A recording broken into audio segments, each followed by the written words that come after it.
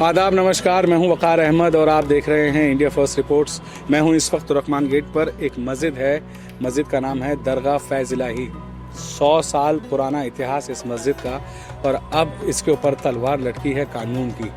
कुछ लोग इसे कह रहे हैं वेंडेटा पॉलिटिक्स, कुछ लोग कह रहे हैं कि बदले की भावना से की गई कार्रवाई, कुछ लोग कह रहे हैं कि लीगल मामला है, इसमें कोई क्या कर सकता है। मैं यहाँ पर इसलिए आया हूँ कि मैं इस मामले को साफ गोही से समझ सकूँ, इसके बारे में ठीक से जान सकूँ कि कोर्ट की तरफ से क्या ऑर्डर्स हुए हैं वो जान सकूँ। कहा जा रहा है कि इस मस्जिद का कोई पोर्शन ऐसा है जिसको सील किया जाना है या डेमोलिश किया जाना है, लेकिन इसके पीछे की हकीकत क्या है, इस जगह की अहमियत क्या है, इस जगह की हिस्ट्री क्या है, और इस दरगाह फैज़ इलाही के कौन से पार्ट को कानून कह रहा है कि इलीगल है, और एनसीडी सुना है कि यहाँ पर कोई एक्शन कभी भी ले सकती है। अगले कुछ दिनों तक कोर्ट बंद है, यहाँ पर एक असमंजसता की स्थिति है।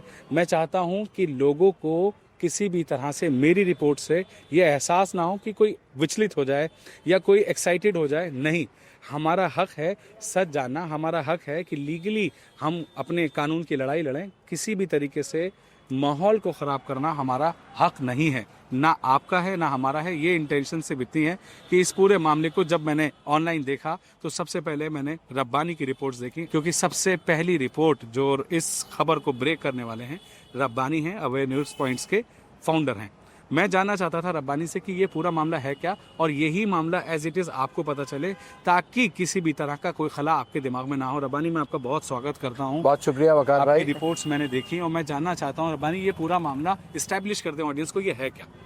वकार भाई, एक्चुअली ये पूरा मामला उस वक्त प्रकाश में आया जब सोशल मीडिया प्लेटफॉर्म एक्स पर एक सभी लोग जानते हैं प्रीत सिरोही नामक व्यक्ति है, जो बार बार मस्जिद, दरगाहों, खानकाहों और कब्रिस्तानों को निशाना बनाने की एक इंटेंशन से हर बार जो है उनके दस्तावेज एकत्रित करता है, उनको मैनिपुलेट करता है, हाई कोर्ट जाता है और उनको वहाँ तुड़वाकर जो है अवैध घोषित कराता है।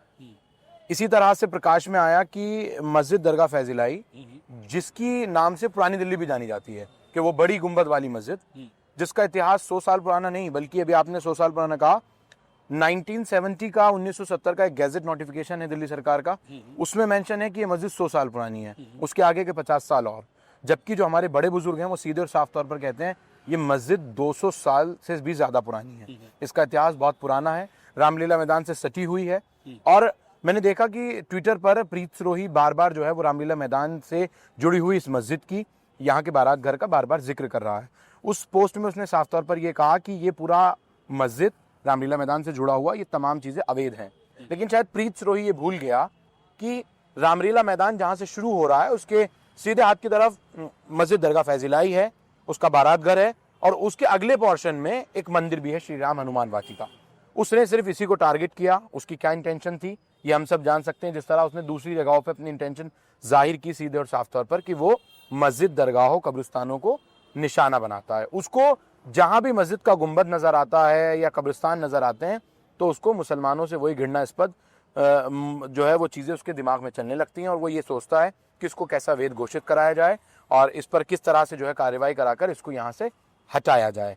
आज का माहौल हमने और आपने देखा है कि कितना नफरती माहौल जो है वो सीधे तौर पर हो गया है, और ये सब किसके हाथों चल रहा है वो हम सब ने देखा है। प्रीत सिरोही ने वो सारी चीज़ें ट्विटर पर पोस्ट की। 28 अक्टूबर को मैंने एक वीडियो मस्जिद दरगाह फैज़ इलाही के ताल्लुक से, जो रामलीला मैदान से जहाँ इस वक्त हम खड़े हैं उसकी ठीक मेरे पीछे वाली मस्जिद को, वहाँ ये हमने देखा कि उसने कुछ जो है वो फोटोज़ जो है वो ट्विटर पर पोस्ट किए, और जो हैरत अंगेज थे। वहाँ उसने एक सर्वे रिपोर्ट डाली। उस सर्वे रिपोर्ट में ये कहा था सभी हाजिरान की मौजूदगी में LNDO, DDA, Delhi Waqf board और MCD वगैरह की मौजूदगी में, दिल्ली पुलिस की मौजूदगी में एक सर्वे मुनक्किद किया गया है। जैसे ही मुझे ये बात मालूम हुई, मैंने तुरंत उसको खोजना और खंगालना शुरू किया कि हमारे इलाके में इतना बड़ा सर्वे हो गया, हमें वो जानना ज़रूरी है कि आखिर कैसे ये सर्वे हो गया, क्या वाकई सर्वे हुआ है नहीं हुआ है।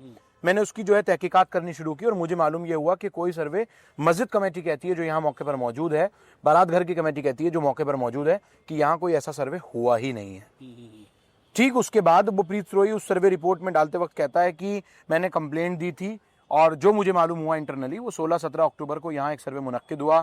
26 को वो सर्वे की रिपोर्ट उसने ट्विटर पर पोस्ट की। मैंने 2 दिन उसको खंगाला और वो फोटोज़ अटैच किए उसने बारात घर के। चैरिटेबल क्लिनिक, वही चैरिटेबल क्लिनिक जहाँ पर 800-900 रुपये में महज बगैर किसी का धर्म देखे हुए यहाँ पर सीधे और साफ तौर पर डायलिसिस कर दी जाती है। वही चैरिटेबल क्लिनिक जहां पर 10-20 रुपए में दवाई मुहैया करा दी जाती है। वो सारी पोस्ट उसने वहां ट्विटर पे की हुई थी और उसने साफ तौर पर कहा था कि मैंने शिकायत दी है, यह अवैध कब्जा है और ये 2512 स्क्वायर फीट पीडब्ल्यूडी की जगह घेरी गई है। 4000 स्क्वायर फीट के करीब जो है वो जगह के पीडब्ल्यूडी, माफ कीजिएगा, डीडीए की घेरी गई है और एमसीडी का तकरीबन 36-37 हज़ार स्क्वायर फीट जगह जिसमें बारात घर चल रहा है वो घेरी गई है। और उसने वो वीडियो जो है सारी चीज़ें पोस्ट की थी। वो सर्वे मैं सर्वे की बार बार इसलिए बात कर रहा हूँ कि जो एक सर्वे अगर किसी की कंप्लेंट पर मुनक्किद किया गया है तो आखिर वो किसी सोशल मीडिया प्लेटफॉर्म पर लीक कैसे हो सकता है, जो कंप्लेनेंट है उसको कैसे दिया जा सकता है। लेकिन उसने वहाँ पोस्ट किया, उसके आधार पर मैंने एक वीडियो पोस्ट किया और managing committee Delhi Waqf board को ये बताया, बल्कि चेतावनी दी कि आप इसकी पर प्री प्लानिंग तरीके से जो है तैयारी कीजिए। वो कोर्ट जाने की बात कर रहा है। उस वक्त शायद कुछ लोगों को ये महसूस नहीं हुआ और कुछ लोगों ने कहा कि रब्बानी ने ये खबर गलत ब्रेक कर दी। बहुत बड़े उनके नाम हैं, मुझे खुद डायरेक्ट उनके कॉल आए, मेरे कई लोगों से कहा, यहाँ तक कि दिल्ली पुलिस में शिकायत दी कि आप ऐसा मत कीजिए। उसके बाद प्रीत सिरोही हाईकोर्ट गया। हाईकोर्ट जाते वक्त वो सोशल मीडिया पर डालता है कि PIL दाखिल कर दी गई है, जल्द तारीख आ जाएगी। 12 नवंबर पहली डेट लगी और उसने PIL दाखिल की और 12 नवंबर को जब इस केस की हियरिंग हो रही थी उसी दिन एक डायरेक्शन हाईकोर्ट इनडायरेक्टली उस जॉइंट सर्वे रिपोर्ट पर देता है कि ये पोर्शन इलीगली है, ये पोर्शन वैध है। उसमें सीधे और साफ तौर पर बारात घर को इलीगल कहा गया, चैरिटेबल क्लिनिक को इलीगल कहा गया, मस्जिद के बाहर का सहन पूरा इलीगल कहा गया, महज 950 गज जगह को ये कहा गया कि ये वैध है। और ये डायरेक्शन की उसमें कि with in 3 months MCD, PWD, DDA यहाँ जो जिसकी जगह है उसको यहाँ पर कार्रवाई करनी होगी। कॉन्फिडेंस में लेना होगा मैनेजिंग कमेटी मस्जिद दरगाह फैजिलाई को, कॉन्फिडेंस में लेना होगा वहाँ मौजूद तमाम लोगों को। उसके बाद 16, मैं आपको थोड़ा सा और बता दूं, 16 नवंबर को MCD ने नोटिस दिया मस्जिद दरगाह फैजिलाई मैनेजिंग कमेटी को, 17 को PWD ने नोटिस दिया। PWD ने कहा कि विद इन 3 दिन में हम कार्रवाई करेंगे, जवाब दाखिल कीजिए। मैनेजिंग कमेटी ने आनन फानन में आकर पूरी उनको रिप्लाई फाइल किया, MCD को दिया, MCD ने हियरिंग की। 2 हियरिंग MCD ने सुनी जिसमें दिल्ली सरकार के मान्यता प्राप्त, मैं मान्यता प्राप्त इसलिए कह रहा हूं, गैजेट, दिल्ली सरकार का गैजेट वहां दिखाया गया, सारे 100 साल पुराने 1940 के दस्तावेज दिखाए गए, उससे पुराने दस्तावेज दिखाए गए। लेकिन MCD की हियरिंग में MCD ने ये मान लिया कि सिर्फ मस्जिद के अंदर का जो पोर्शन है, मस्जिद का जो पोर्शन है वो वैध है। बाकी उन्होंने बगैर सोचे समझे, कमेटी बार बार दिखाती रही, बताती रही, उनको थ्रेट करा कर दिल्ली नगर निगम ने कि आपको 3 घंटे में सारे दस्तावेज देने होंगे। हियरिंग में ये बातें कही जा रही हैं MCD की तरफ से और कमेटी वहां मौजूद तमाम चीजें देती रही। बावजूद इसके आज उसका स्टेटस ये है कि अभी 22 दिसंबर को लास्ट हियरिंग MCD की हुई और उसमें जो फाइनल नोटिस आया उसमें ये कहा है कि ये जो पूरा पोर्शन है इसको यहाँ से हम डेमोलिश या सील कर सकते हैं, इसको यहाँ से हटा सकते हैं, लिहाजा ये पूरा इलीगल हुआ। मस्जिद का अंदर का हिस्सा जो बरामदे के अंदर का हिस्सा है वो पूरा वैध है, बाकी सारी चीजें जो हैं वो अवैध हैं, हम इसको कभी भी हटा सकते हैं। और हटाने में 2 चीजें कही जो आपने स्टार्टिंग में कही थी कि हम इसको डेमोलिश भी कर सकते हैं, हम इसको सील भी कर सकते हैं। लेकिन मेरी ये बात समझ नहीं आई, ठीक इससे थोड़ी सी आगे। मेरी इंटेंशन ये नहीं है कि मंदिर और मस्जिद की चर्चा हम क्यों करें, हम किसी की आस्था या किसी का धार्मिक स्थल तोड़वाना हटाना नहीं चाहते हैं, क्योंकि सबकी आस्थाएं वहां से जुड़ी होती हैं। हमारी इंटेंशन लोगों को भड़काना और वो नहीं है। लेकिन ठीक इसी से 20 मीटर आगे जो श्री राम हनुमान वाटिका है, जहाँ मचान वाले बाबा बैठा करते थे, उस जगह की अगर हम तारीख उठाएंगे, 1970 का गैजेट जब निकल रहा था तो उसमें उस जगह का कोई नामो निशान नहीं है, कोई दस्तावेज नहीं है। आप ये देखिए। इसमें यहाँ पर एक बात कहना चाहता हूँ, देखिए प्रीत सिरोही जिनका आप नाम ले रहे हैं, हाँ, उन्होंने किस इंटेंशन से ये किया, मैं उनकी इंटेंशन पर 1% भी सवाल नहीं उठाना चाहता, मेरा पहला पॉइंट। दूसरा पॉइंट कि अगर प्रीत सिरोही ने आके आपका तो डेमोलिशन खुद नहीं किया, हाँ, कोई ऐसा काम नहीं किया इलीगल, हाँ, उन्होंने कोर्ट को अप्रोच किया, हाँ, उन्होंने कोर्ट से ऑर्डर लिया, हाँ, उन्होंने MCD को कोर्ट ने डायरेक्शंस दी, DDA को डायरेक्शंस दी और सारी विभागीय कार्रवाई यहाँ पर होने वाली है। ऐसे ही अगर आपको लगता है, यहाँ के लोगों से उनसे ये जानना चाहता हूँ कि यहाँ पर कोई लीगल कार्रवाई अभी तक उनकी तरफ से डिफेंस हुआ है कि नहीं। कोर्ट की कार्रवाई पेपर से चलती है, कोर्ट की कार्रवाई सबूत से चलती है, और साथ ही MCD में जो आपकी बात नहीं सुनी गई, हम इस पे और डिस्कस करेंगे। हाँ, मैं बात करना लेकिन उससे पहले मैं आपकी तरफ आना चाहूंगा वकार भाई। आपने कहा कि वो सारी चीजें लीगल वे में की गई। फर्स्ट ऑफ मैं पहली चीज पे जाऊंगा, जो जॉइंट सर्वे हुआ जिसके आधार पर अदालत ने, दिल्ली हाईकोर्ट ने, माननीय उच्च न्यायालय ने आदेश दिया कि ये कार्रवाई यहाँ पर होनी चाहिए, ये इलीगल है, ये वैध है, जो सारी चीजें की। पहला वो था कि वो जो ज्वाइंट सर्वे हुआ, लेकिन उस ज्वाइंट सर्वे के बारे में ना तो दिल्ली वक्फ बोर्ड को मालूम है, ना मैनेजिंग कमेटी को मालूम है, जो कि यहाँ हो रहा है। बेसिकली रब्बानी का कहना है कि जिस ज्वाइंट सर्वे की रिपोर्ट के आधार पर कोर्ट ने फैसला दिया, हाँ, वो डाउट में है। वो यहाँ के लोगों को, मस्जिद कमेटी को, या यहाँ के जो बारात घर कमेटी है, या इनके लीगल एक्सपर्ट्स को, हजरात को, किसी को उसके बारे में कोई इन्फॉर्मेशन नहीं। बेसिक जो पहला जमीन का मालिक है, स्वामित्व रखता है, दिल्ली वक्फ बोर्ड, दिल्ली वक्फ बोर्ड को ये मालूम नहीं है।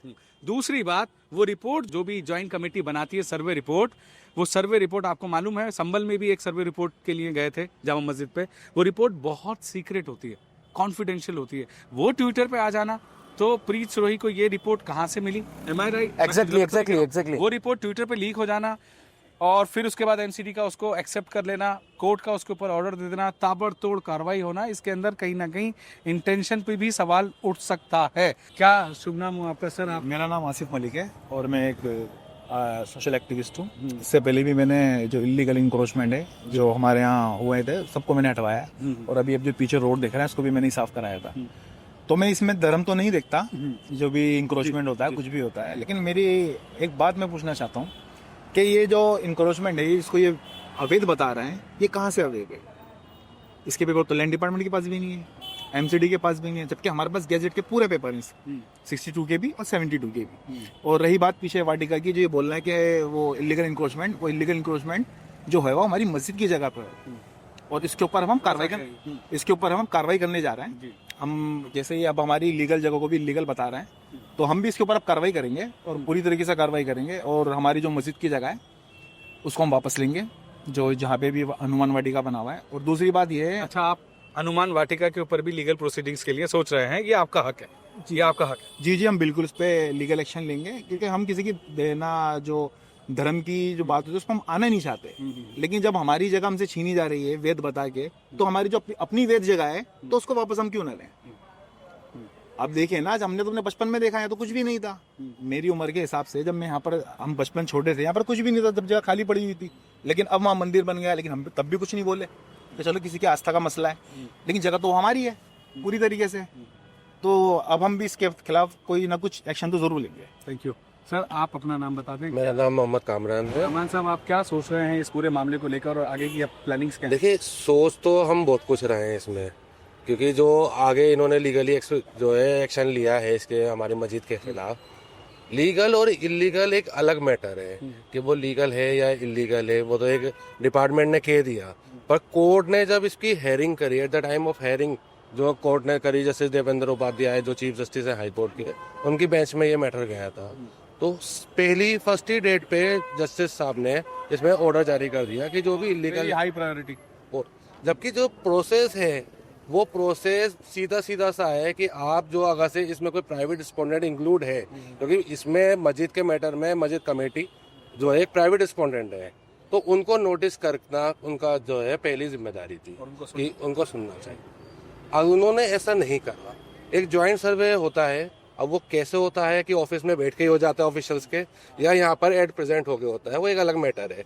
पर उस ज्वाइंट सर्वे रिपोर्ट को वेरीफाई कोर्ट ने किस मेथड से करा, वो एक सवाल है कि कोर्ट ने उसको वेरीफाई कैसे कर लिया। तो आप इसको लीगली कैसे चैलेंज कर रहे हैं? देखिए, इसके अंदर हमारा जो राइट बनता है, पहले तो वो ज्वाइंट सर्वे रिपोर्ट को चैलेंज करने का बनता है कि वो ज्वाइंट सर्वे जो हुआ है वो किस ब्याह पे हुआ है, उसके अंदर जो प्राइवेट रिस्पोंडेंट्स हैं इसके अंदर या पब्लिक शेयर होल्डर्स हैं, उनको इंक्लूड क्यों नहीं करा गया। कोर्ट ने हेयरिंग के टाइम पे इसके अंदर अगर से ज्वाइंट सर्वे पे ऑर्डर दिया है, तो एक फ्रेश सर्वे क्यों नहीं कराया गया, एलसी अपॉइंट करके या प्राइवेट रिस्पोंडेंट्स को इंक्लूड करके। इसको इतना हाई प्रायोरिटी, क्या प्रेशर था, ऐसा क्या चीज़ ऐसी थी जो सिंगल डेट पे ही डिस्पोज ऑफ करके एक डायरेक्शन जारी कर दी गई, मतलब एक तुगलकी फरमान टाइप का हो गया ये। तो आपको लग रहा है कि इस पूरी हेयरिंग के अंदर बहुत स्पीडी वर्क हुआ है, और उसकी इंटेंशन थोड़ी सी आपको डगमगाती हुई नजर आ रही है? बहुत जो है डाउटफुल है। अब इसके अंदर हम जो है सुप्रीम कोर्ट जाना चाहिए, और हम इंशाल्लाह जाएंगे। पर दूसरी चीज, अगर से ये अनऑथराइज्ड है या इसका कोई पार्ट अनऑथराइज्ड है, तो दिल्ली के अंदर ऐसे बहुत सारे रिलीजियस हैं, प्लेसेस हैं अलग अलग डिफरेंट कम्युनिटीज के, जो वो भी अनऑथराइज्ड हैं। प्रीत सिरोही की इंटेंशन क्या है ये तो वही जानते हैं, उनके दिल में क्या है, लेकिन अगर उन्होंने ये किया है तो लीगल वे में किया है, मैं बार बार ये बात कह रहा हूँ। और आप सबको लीगल जाने का हक है। आपको ये महसूस नहीं होता कि लीगल प्रोसीडिंग्स करने में आप लोगों ने देर कर रखी है? लीगल प्रोसीडिंग करने में हमने देर कर रखी है, क्योंकि जो है जब हेयरिंग हुई तो हम लोगों ने सोचा कि कमेटी इस पे एक्शन लेगी, क्योंकि पहला राइट तो कमेटी का है।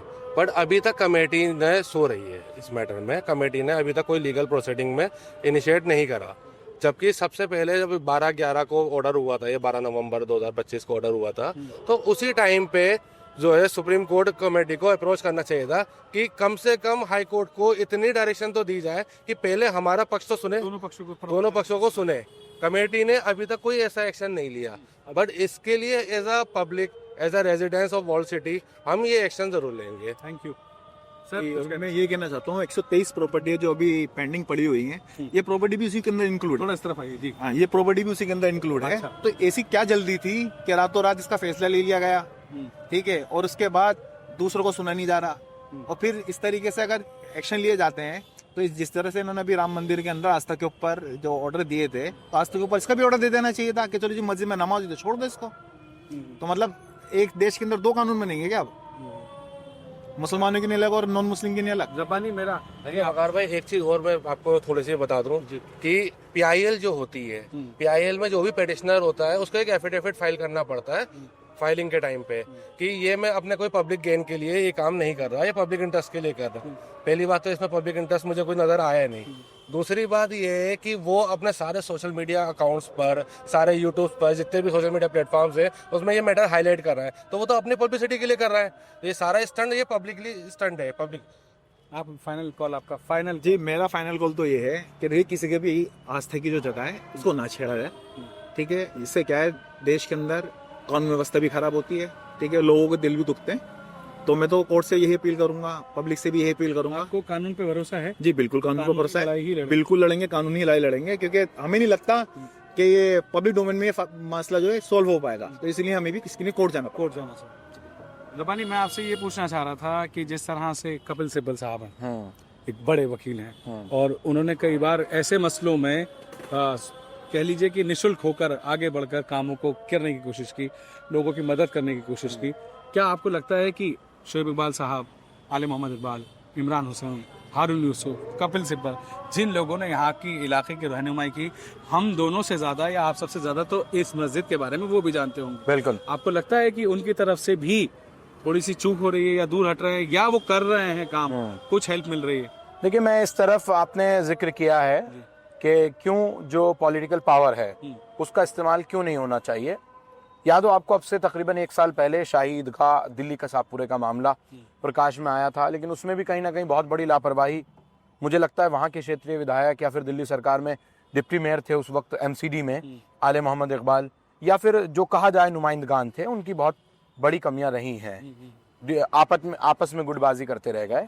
जहाँ तक सवाल मस्जिद दरगाह फैज़िलाई का है, और जितनी मुझे जानकारी मिल रही है कि इस मामले में अभी तक जो कपिल सिब्बल, क्योंकि आपने कपिल सिब्बल साहब का नाम लिया, वो एक बहुत बड़े देश के लॉयर ही नहीं है, बल्कि उन्होंने इस इलाके का नेतृत्व भी किया है। 10 साल तक वो यहाँ से लोकसभा के सांसद रहे हैं, और ज़रूर उनको इसमें इंटरवेन करना चाहिए। और मुझे जो जानकारी मिल रही है कि कपिल सिब्बल साहब जो है इस मामले को करीब से देख रहे हैं, और उन्होंने कहा है कि ज़रूर मैं इसको जब ज़रूरत होगी मैं इसको देखूंगा। उन्होंने कहा है कि सुप्रीम कोर्ट में हम इसको मैनेजिंग कमेटी की तरफ से इसको पूरी तरह से चैलेंज भी करेंगे, और इस पूरे ये जो चीज़ें हो रही हैं, चाहे जैसे कामरान साहब ने सवाल उठाया कि उसकी इंटेंशन क्या है प्रीत सिरोही की, क्या वही उसकी इंटेंशन है कि सोशल मीडिया पर चमकना, चंदा इकट्ठा करना, चंदूराम बन जाना, बहुत सारी चीज़ें हैं। मैं खुद अगर उस चीज़ को देखूं तो वो लोगों का माहौल बना रहा है। मैंने एक वीडियो यहाँ से शूट किया था, उस पर वो मेरा माहौल बना रहा है। जब उसको कोर्ट ने 50,000 का फाइन लगाया, एक तरफ कोर्ट ये कह रही है कि 50,000 रुपए का फाइन लगाते हुए कि आपको क्यों मस्जिदें ही नजर आती हैं, लेकिन फिर कोर्ट दोबारा उसी जो है मस्जिद पे, एक दूसरी नई मस्जिद पे सुनवाई कर देती है। तो और अभी हाल ही में, अब जहाँ तक अदालती फैसलों की बात है, तो मैं जानना चाहूँगा उन्नाव रेप पीड़िता का मामला, फांसी की सज़ा हो जाती, उम्र कैद की सज़ा हो जाती है, और फिर एक तरफ जो है दोबारा से कुलदीप सेंगर को बेल दे दी जाती है। तो कहीं ना कहीं जो बातें सोशल मीडिया पर या शायरों ने कही हैं कि अदालतों भी जो हैं वो कहीं ना कहीं इस तरह के फरमान जल्दबाजी में कर देती हैं। और जहाँ तक बात मस्जिद दरगाह फैज़िलाई के इस आदेश से जुड़ी हुई है, 200 साल पुरानी मस्जिद का ताल्लुक, कागजात का अंबार कमेटी के पास, दिल्ली वक्फ बोर्ड जो गवर्नमेंट असासा है उसके पास मौजूद है, बावजूद इसके कोर्ट जो है बगैर सुने सीधा एक डायरेक्शन 3 पेज का जारी कर देता है, सीधा उसमें कह देता है ये लीगल है, ये अवैध है और ये लीगल रहेगा, ये यूं रहेगा। तो कहीं ना कहीं अदालत को चाहे मस्जिद कमेटी को पार्टी बनाना चाहिए था, दिल्ली वक्फ बोर्ड को बजरिए सुनना चाहिए था, दिल्ली सरकार के उस गैजेट को वेरीफाई करना चाहिए था कि आखिर जिसकी तारीख दिल्ली, अगर गैजेट नहीं माना जाएगा तो फिर क्या डॉक्यूमेंट माना जाएगा? अगर गैजेट को दस्तावेज नहीं मानेंगे अदालत तो फिर कौन से दस्तावेज होंगे? जो नशलचियों द्वारा बना दिए गए नक्शे नवीजों द्वारा नक्शे, जिसको प्रीत सिरोही वीडियोस में दिखा कर बता रहा है कि ये वैध कागज है, ये अवैध कागज है। सवाल यही है। और एक दूसरा एक बहुत बड़ा सवाल जो है वो सिक्योरिटी का है, डिपार्टमेंट की सिक्योरिटीज का है, उन एविडेंस की सिक्योरिटी का है जो प्रीत सिरोही को आखिर मुहैया तमाम डिपार्टमेंट कैसे करा दे रहे हैं। एक सर्वे रिपोर्ट अदालत पहुंचने से पहले ट्विटर पर पोस्ट कर दी गई। ये क्या बड़ा सवाल कानून व्यवस्था पर या फिर जो शासन है प्रशासन ने उस पर सवाल या निशान खड़ा नहीं करता है? एक सर्वे रिपोर्ट कैसे आखिर ट्विटर पर प्रकाशित की जा सकती है, लीक की जा सकती है और उसी के आधार पे जो है कोर्ट जो है वो पूरा अपना फैसला सुना दे रहा है? क्या मैं ये कहूं कि वो मैनिपुलेट की गई? क्या वो सर्वे रिपोर्ट मैनिपुलेट की गई सर्वे रिपोर्ट है? क्या वो वाकई मौके पर पहुंचकर जो है आप लोगों को कोर्ट में ये साबित करना होगा कि हाँ। सर्वे रिपोर्ट क्या है। मैं इसको समराइज करना चाहता हूँ हाँ। और समराइज करते हुए मैं आप लोगों को कुछ चीजें बता देता हूँ कि जो मैंने यहाँ पर लोगों की बात सुनी, मैंने एक यहाँ के एक और मुकामी रिपोर्टर हैं उनकी रिपोर्ट्स भी देखी, मैंने आपकी रिपोर्ट्स भी देखी। मुझे जो महसूस हुआ मैं आपको कह दूं कि प्रीत सिरोही ने जो भी वो कर रहे हैं उनका हक है। फेलियर इसमें उन लोगों का है वो जो दूसरा पक्ष है देर कर दी। काश आप वक्त पर वहाँ पहुँचते जहाँ आपको पहुँचना चाहिए था। कानून दोनों पक्षों के लिए बराबर से खुला है। एमसीडी आपके लिए खुली है, डीडीए आपके लिए खुली है, सुप्रीम कोर्ट आपके लिए खुला है। लेकिन आप ही देर कर ये सोचें कि काश वो हो जाता तो वो हो जाता, ऐसा सोचना गलत है। अब आ जाइए कि देश के गद्दारों को गोली मारो, आज उनका कहाँ पहुँचे हुए हैं वो। प्रीत सिरोही भी यही करने की शायद कोशिश कर रहे हैं और हो सकता है कि आने वाले वक्त में वो किसी लोकसभा से एमपी बन जाए, बड़ा पद उनके पास हो। ये उनकी एस्पिरेशन है और एस्पिरेशन हर एक इंसान की होनी चाहिए, करना चाहिए वो जो भी करना है। लेकिन आप लोगों के पक्ष को ये एहसास होना चाहिए कि वक्त पर अगर आप कानून का दरवाज़ा खटखटाएं तो मेरा मानना ये है कि आपको प्रॉपर तरीके से सुना जाएगा। अगर आप लोग ये रिपोर्ट देख रहे हैं और इस बात से सहमत हैं कि प्रीत सिरोही आगे जाके एमपी बनेंगे और आप लोग अगर घर में सोते रहेंगे और वक्त पे लीगल रास्ता अगर आप अपना नहीं चुनेंगे तो मस्जिद बनाने वाले भी आप हैं, उस मस्जिद में नमाज पढ़ने वाले भी आप हैं और मस्जिद में जूतियां चुराने वाले भी आप हैं। कैमरामैन मोहम्मद इकबाल के साथ मैं Waqar Ahmed, India First Reports, Turkman Gate. Studio वाले डिबेट करते हैं, हम ग्राउंड पे सच ढूंढते हैं। This is India First reports.